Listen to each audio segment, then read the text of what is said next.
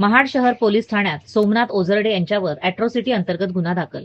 विकास गोगावले यांना अटक करण्याची मागणी करणारे शिरगावचे सरपंच सोमनाथ ओझरडे आता स्वतःच कायदेशीर अडचणीत सापडले असून त्यांच्यावर महाड शहर पोलीस ठाण्यात अॅट्रॉसिटी कायद्यान्वये गुन्हा दाखल करण्यात आला आहे.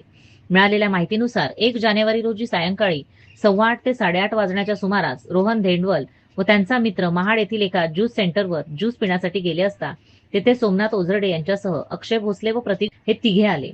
यावेळी रोहन धेंडवाल यांना जातीवाचक अपमानास्पद शब्द वापरून शिवीगाळ व दमदाटी करण्यात आल्याचा आरोप तक्रारीत करण्यात आला आहे. या प्रकरणी तक्रारीच्या आधारे सोमनाथ ओझरडे, अक्षय भोसले आणि प्रतीक जाधव यांच्या विरोधात अनुसूचित जाती व जमाती अत्याचार प्रतिबंधक कायद्यानुसार तसेच संबंधित कलमाखाली गुन्हा नोंदवण्यात आला आहे.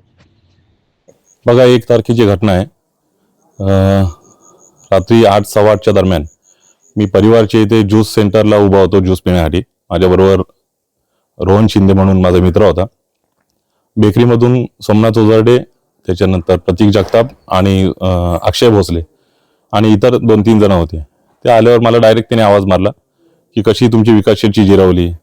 मला बाबा, माझा काय संबंध नसताना तू ह्या विषयावरची माझ्याशी काय चर्चा करतोयस, कशाला उगीच शिवसैनिकांचा रोष ओढून घेतोयस तू, असं बोलत असताना मला तो डायरेक्ट बोलला की तुला काय वाकडी माझी करायची ना ती करून घे. मागच्या पंकजच्या उमासरेच्या मॅटरमध्ये तू वाचलायस, आता कशी जिरवतो ती बघ.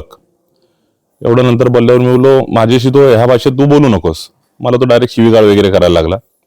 जातीवाचक शिवीगाळ केली, मला जीव मार ठाण्याची धमकी दिली त्यांनी. त्याच्यानंतर मी पोलीस स्टेशनला आलो 11 सव्वा 11 वाजता. 11 सव्वा 11 वाजता मी हे अर्ज दिलाय त्यांना.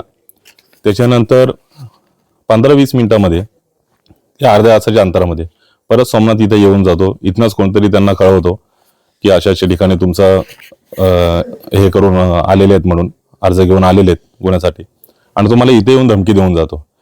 सगळी रेकॉर्डिंग पोलीस स्टेशनच्या कॅमेऱ्यामध्ये आहेत. पोलिसांनी तो तपास करावा. ते येऊन काय नेमकं बोलून गेलं?